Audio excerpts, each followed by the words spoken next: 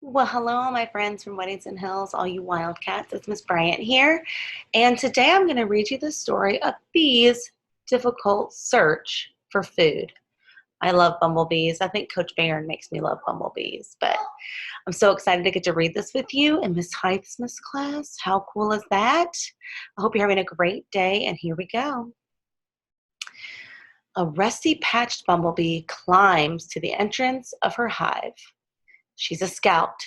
Her job is to find flowers for her family. They will eat nectar and pollen from the flowers. The hive is a hole under the grass. Their worker bees tend to the queen bees and her eggs. Buzz, buzz. The scout starts to fly toward the field, and she remembers last year it was full of yummy wildflowers. When she lands, she doesn't recognize the field.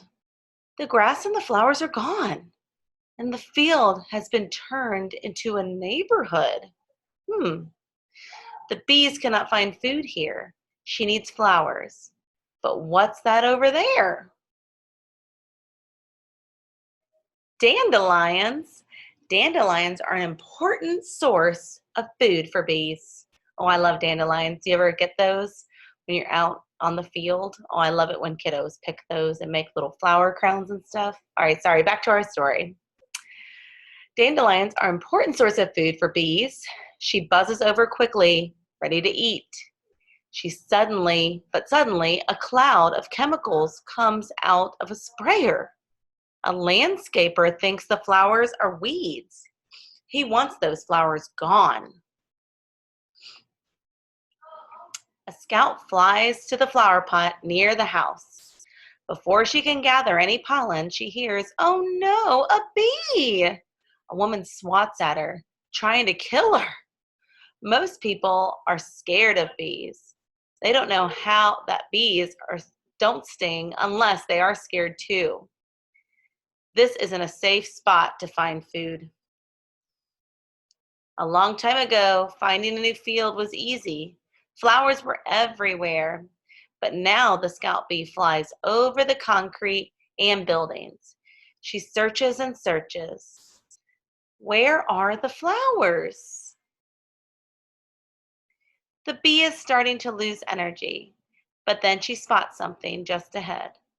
There is a big garden of fruit and vegetable plants, and even has native wildflowers. She dives down and aims for the big flower and lands into a cloud of pollen. She dusts the pollen, she gathers the nectar. Then she hops to another flower and gathers more nectar. And every time she lands on a new flower, she pollinates it. Flowers that have been pollinated will grow fruits and veggies. Now the gardener will have lots of food. Oh, good.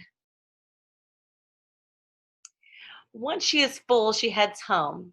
When she arrives, the bees from all over the hive crowd around her. Then she starts to do a waggle dance.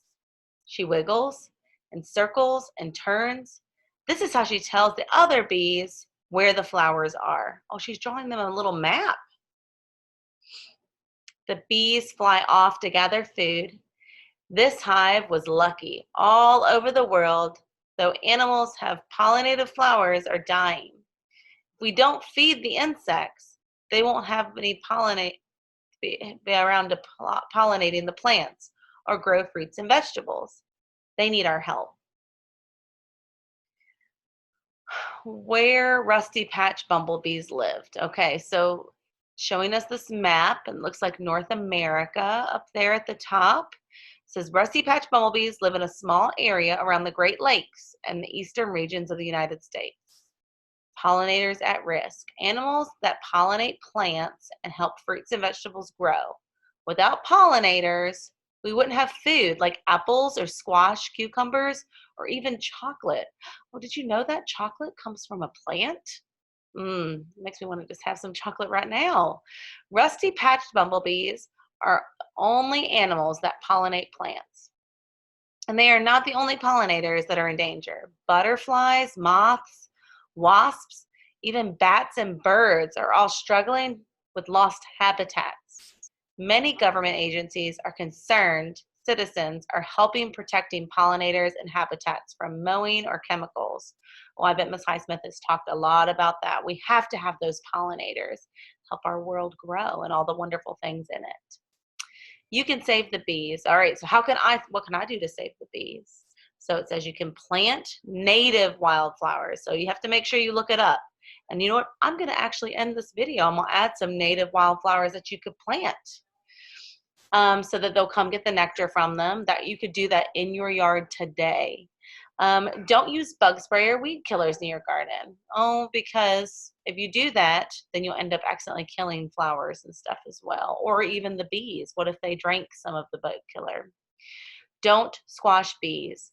They won't sting you if you don't bother them. Yes, sometimes my kids get so scared because bees come around when they're drinking maybe a lemonade or eating ice cream or we're just outside. But I think they're just coming by to like check them out. But once you start swatting at them, that's when they get agitated and that's when people get stung. So you have to be careful. All right, so some websites that you can go to is find out these endangered animals, where kids grow, kids growing strong pollinators. All right, so I'm gonna post some wildflowers on this video here at the end, and we're gonna make a little craft. Hold tight. Oh, look at here on Epic. Look at all these other books that you can read. The pollinating plants. There's some things about ants, mosquitoes. Oh, that makes me itch just thinking about it. All right, Wildcats, watch for the next plant so we can talk about the things that will help pollinate. All right, back here again. Now we're gonna make our little bee craft. All right, we're gonna do some origami. So you might not have origami paper at home.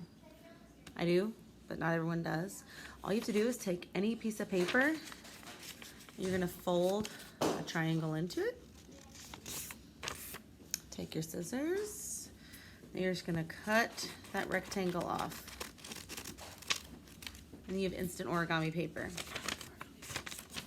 All right, so now that you have your square, I actually need you to cut that square in half. Normally every origami is made out of a square, but this particular origami is only made out of a triangle. So now I have two triangles. All right, I'm gonna post some pictures next on this video that explain to you we need yellow on one side. I took a highlighter.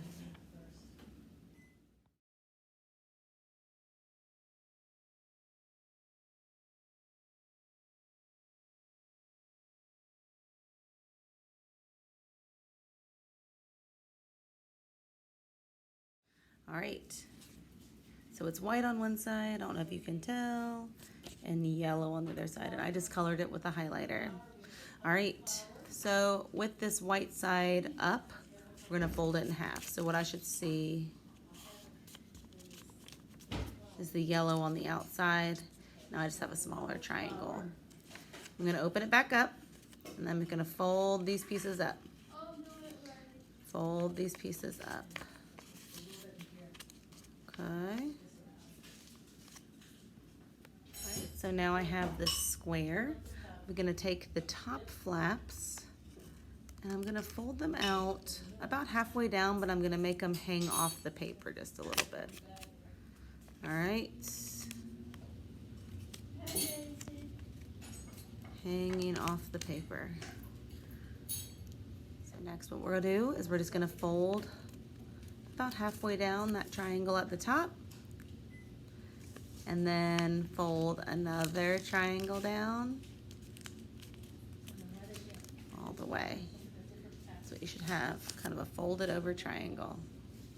All right, then on the back side here, we're just gonna fold the pieces back on the top, fold the people, there we go.